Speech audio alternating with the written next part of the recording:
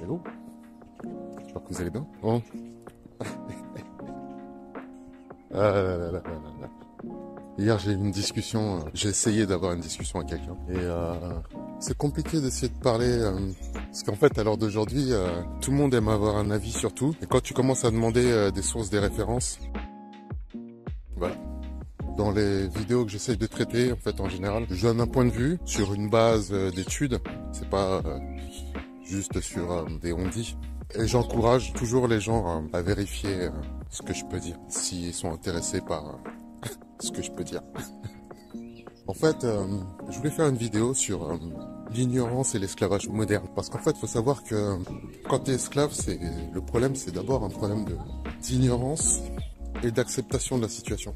En fait, quand tu refuses d'être un esclave, tu deviens contestataire. Parce qu'en fait, tu refuses que quelqu'un manipule ta vie comme bon lui semble. Parce que ta vie, c'est la tienne. Donc, d'une certaine manière, tu es responsable de ta vie. Si tu rends les gens responsables de ta vie, il faut pas te plaindre de ce qui se passe par la suite. Et en fait, le problème d'aujourd'hui, c'est que la plupart des gens travaillent dans le système sans s'en sortir. Pour les gens qui sont aux alentours du SMIC, ou un petit peu plus, en fait, tu t'en sors pas. À l'heure d'aujourd'hui, quand tu es à ce niveau de vie, tu t'en sors pas. Et c'est pas le fait du hasard, c'est le système qui veut ça. C'est-à-dire que le système, il est structuré pour que tu sois dans cette position actuellement. C'est vraiment pas une mécanique aléatoire ou c'est par les aléas de la vie que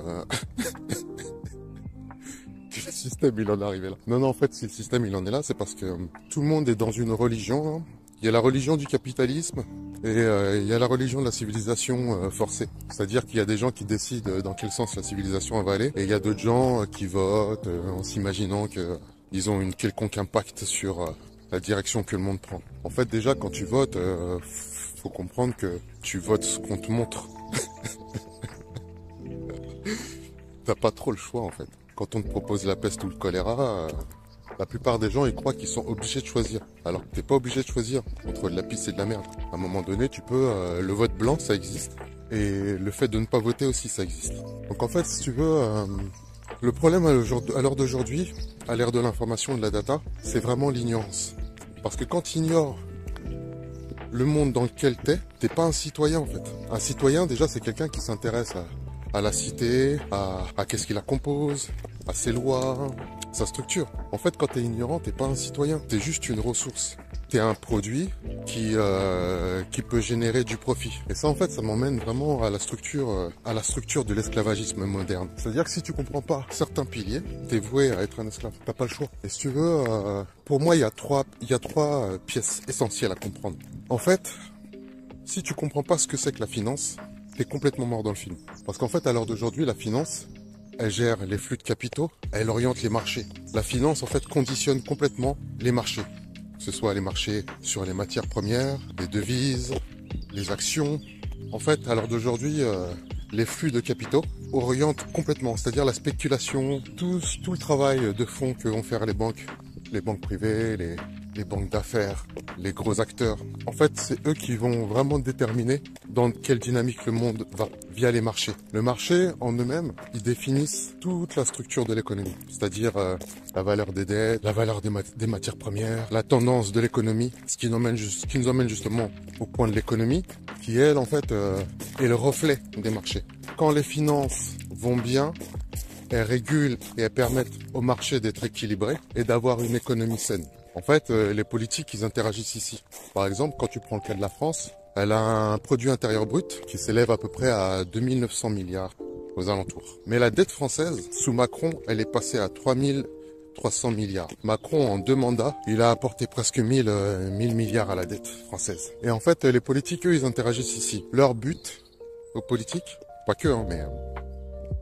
en très grande partie, c'est là que ça joue. Ils essayent de réguler et de gérer, d'orienter le produit intérieur brut en corrélation avec le niveau d'endettement de l'État. Et alors d'aujourd'hui, la dette, elle est à 112% du produit intérieur brut. Je crois 160 milliards d'écart. Vous savez, quand on a un pays qui a un dossier de surendettement comme la France, là on a dépassé le dossier de surendettement, là on est en mode... fichier bancaire,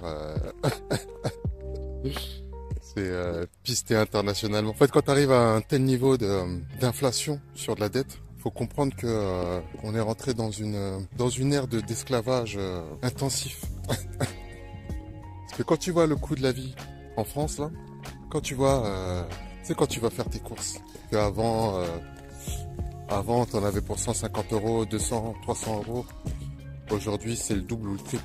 Quand tu as un tel niveau d'inflation, comprendre qu'on est dans un foutage de gueule monumental, en fait. Tous les gens qui pensent que la dette, c'est à cause du chômage, à cause de l'assistance sociale, l'aide au ménage. Je crois que vous comprenez vraiment rien. Par exemple, quand on voit des milliards d'euros à un pays comme l'Ukraine pour défendre des intérêts géopolitiques. Parce que l'Ukraine, c'est... si tu compares l'Ukraine à la Russie, c'est comme si tu comparais une île... Je sais pas, quoi. C'est comme si tu voulais comparer une île à la planète Terre. Non, là, c'est un peu démesuré, mais en vrai, sérieux. L'Ukraine, c'est un petit pays. La Russie... Je sais pas si vous connaissez sa géographie. Hein. Il y a des gens, je crois, qui comprennent pas la géographie de la Russie. En fait, la Russie, ça fait la taille d'un continent. Je sais pas s'il y a des gens qui ont vraiment cru que l'Ukraine elle pouvait faire quelque chose. Même avec l'aide de l'Occident. En fait, si ce conflit dure, c'est parce que Poutine, il est en mode pépère. Hein. Il est en mode défensif face à l'Occident. Alors qu'en fait, à la base, avant la crise de la Crimée, là, et toutes ces conneries, ils arrosaient plutôt bien les Russes. Hein. En matière première, en énergie. Là, la hausse des prix, là, la hausse des coûts de la vie, c'est juste parce que l'Occident casse les couilles à la Russie. En fait. Alors que, tu sais, ils ont perdu la course contre les États-Unis, la Russie. La course à l'espace, la course à l'armement nucléaire, la course aux nouvelles technologies. Ça fait depuis très longtemps que l'industrie russe elle tient le coup, hein, elle rivalise, mais ça fait depuis très longtemps que on discute plus le podium. Les Russes, ils cassent les couilles à personne. Hein. Ils ont colonisé personne. Ils ont aidé l'Europe à sortir du nazisme. C'est d'ailleurs eux, c'est les Russes qui gagnent la Seconde Guerre mondiale. Après, le monde des finances anglo-saxon est venu faire le marché après. Rachète quelques scientifiques nazis, rachète quelques banques, un peu de patrimoine. Sérieux, 3300 milliards de dettes. Le PIB de la France, 2900 milliards. Est-ce que vous comprenez le truc? Quand un État s'endette auprès des banques privées depuis 50 à 60 ans, sérieusement, vous croyez que ça mène où? Qu'au bout de ce schéma, tu mets un banquier d'affaires à la tête de l'État?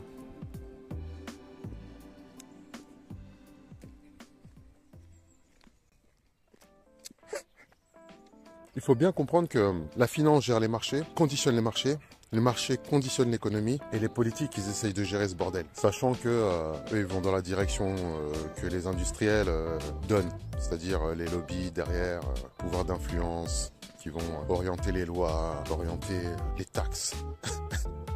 C'est des sujets compliqués en fait. Moi-même, je suis pas un expert dans ces sujets, mais comme je me suis intéressé un petit peu au monde des finances pour arrêter d'être un esclave moderne, t'es obligé de pointer ton nez dedans. Et quand tu commences à comprendre ces structures, tu comprends qu'en fait, après l'économie, il y a le patronat. Et après le patronat, en bout de chaîne, juste un petit peu avant le bétail qui sert d'aliment, il y a le salarié. C'est-à-dire que en bout de chaîne, tout en bas, vraiment tout en bas du système, c'est ça ta position en tant que salarié. C'est-à-dire que quand tu es ignorant, tu comprends pas toutes ces structures et tu comprends pas pourquoi toi, à l'heure d'aujourd'hui, avec ton SMIC, tu t'en sors pas. Tu t'en sors pas pour la simple et bonne raison que pendant qu'il y a des gens qui s'amusent avec les marchés, qui font la pluie et le beau temps, qui tirent des profits directement à la source sur les marchés via les finances, toi tu es là en train de te prendre la tête à travailler pour un salaire, c'est-à-dire à donner ton temps de vie juste pour un salaire minimal. Ça veut dire que ta vie, elle t'appartient pas. Ta vie, elle est au service de l'argent. Tu cours toute ta vie. Là, quand on te dit, ouais, la retraite à 60 ans, 62 ans, 64 ans, non, 63, non, faites 60. En fait, on joue avec ton temps de vie. Et toi, t'es là, en fait, à attendre qu'on décide quand est-ce que tu auras assez cotisé pour prendre ta retraite et commencer à décider vraiment de ce que tu veux faire de ton temps de vie. C'est ça, moi, je trouve ça un peu triste, en fait. Je trouve ça un peu triste parce que je suis pas en train de dénoncer le fait d'être salarié. Trouver un boulot, faire quelque chose que t'aimes ou que t'aimes pas, c'est une quête personnelle, j'ai envie de dire. Mais quand tu travailles pour rien, c'est-à-dire pour à peine t'en sortir, faut que tu comprennes que t'es un esclave. La seule différence, c'est que entre l'esclavage antique et l'esclavage moderne, c'est qu'avant, t'avais pas de contrat, on te fouettait juste, tu faisais les travaux forcés en fait, c'est-à-dire quasiment pas de rémunération, voire pas du tout. Pour faire quelque chose que t'aimes pas et on te force. Mais la seule différence à l'heure d'aujourd'hui, c'est que on te donne un contrat et un salaire de merde. En fait, on a juste arrêté de te frapper physiquement. Mais psychologiquement, on est toujours dans le même genre de torture et de violence, en fait. Parce que quand, par exemple, tu vois la crise des Gilets jaunes, ça, c'était symptomatique de la souffrance. La souffrance que peut ressentir un peuple comme le peuple français. Alors que on est dans le top 10 des économies mondiales. On est dans le top 10 des économies mondiales, mais ça se ressent pas. Ça se ressent plus, en fait. Je crois que ça s'est ressenti avant qu'on passe à l'euro, c'est-à-dire allez, de l'après-guerre jusque dans les années 90. Mais après, ça y est, c'est fini, hein. Bisounours, c'est socialisme et la paix dans le monde et... Tout ça, c'est fini. Hier, j'ai essayé d'avoir une discussion avec quelqu'un. Et quand j'ai vu que je perdais mon temps à essayer d'argumenter, je perdais mon temps vraiment à essayer d'argumenter parce que de base, c'est une personne qui est sceptique, qui est financo-sceptique. C'est-à-dire que la personne, je lui propose une opportunité de développement économique pour notre intérêt commun. Et cette personne directement, elle se méfie en me disant, ouais, tu sais, en sortant des phrases toutes faites. Ouais, mais... en gros, le capitalisme, c'est obligé. L'anarchie, ça marche pas. Je fais, mais de quoi tu parles? Je te parle je te parle d'acheter des cryptos, je te parle de te placer sur des actions. Et le mec, il essaye de me faire un cours sur je sais pas quoi. Donc, non. En fait, j'ai fait cette vidéo parce que je le vois bien, même moi-même, je le vois bien dans mon marketing que, déjà, moi, je suis pas, c'est comme vous le voyez. Là, je freestyle, je suis sorti pour faire du sport, je suis en mode, voilà. Je me suis pas rasé depuis plusieurs jours. En fait, je suis un homme libre, donc je m'en bats les couilles de la présentation. Et je sais que ça, pour faire du marketing, c'est pas vendeur. Mais moi, en fait, mon but, c'est pas de vendre. Mon but, c'est d'essayer d'aider les gens à comprendre que la vie en soi, c'est une opportunité. Vivre, avoir la chance d'exister, de fouler la terre, d'être vivant, c'est une opportunité de se trouver soi-même, d'exploiter son potentiel, qu'il soit physique, psychologique, créatif. À la base, c'est une opportunité. Mais il y a tellement de gens qui donnent leur temps de vie en tant qu'esclaves, qui passent complètement à côté de leur existence pour un salaire. C'est un choix, certes. C'est un choix. Mais sachez que l'ignorance, à l'heure d'aujourd'hui, moi je vois l'ignorance un peu comme un crime. Parce que quand tu comprends pas ce que tu fais, tu comprends pas la portée de tes actes. Quand tu donnes de l'argent aux mauvais industriels, à des industriels qui font de la déforestation, qui produisent beaucoup de carbone, qui exploitent des enfants, qui respectent pas la vie. En fait, quand tu finances ce genre d'industriel, tu finances ce genre de mouvement, politique, économique, ce que tu veux, spirituel même, j'ai envie de te dire, idéologique. En fait, quand tu nourris ce genre de concept, faut que tu comprennes que tu fais partie des gens qui organisent le mal-être sur Terre. C'est ça qu'il faut comprendre aussi. C'est ça le problème de l'ignorance.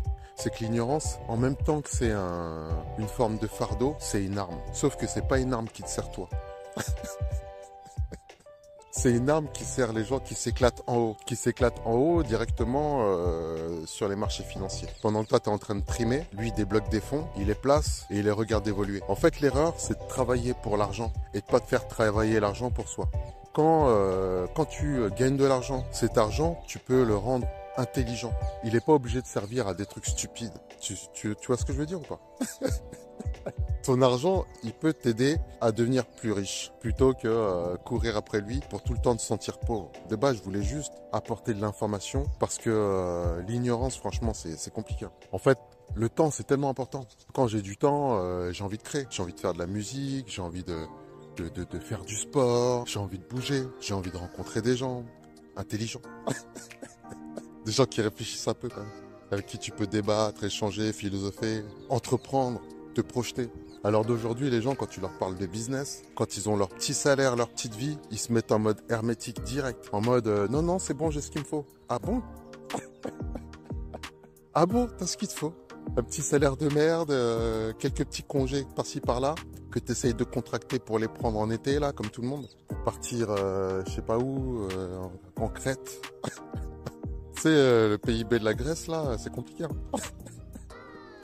On l'a vu, là, après la crise des subprimes, là, 2008, tout ça. Je sais plus si c'était en 2008 ou 2016, mais je crois que c'était 2016, la Grèce, qu'elle a failli faire faillite. Un État peut faire faillite, hein. Et là, 112% du PIB, là, hein, avec un banquier d'affaires à la tête. Parce qu'il y a des gens qui comprennent pas très bien quand ils ont élu Macron sur aucune base. Pourquoi vous avez élu Macron? Oh, il est beau, il est jeune, c'est l'avenir. Vous connaissez son programme?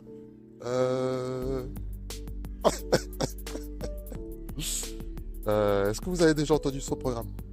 Bah, je sais pas, hier il a dit ça, et puis aujourd'hui il dit ça, et j'ai l'impression que demain il va dire autre chose.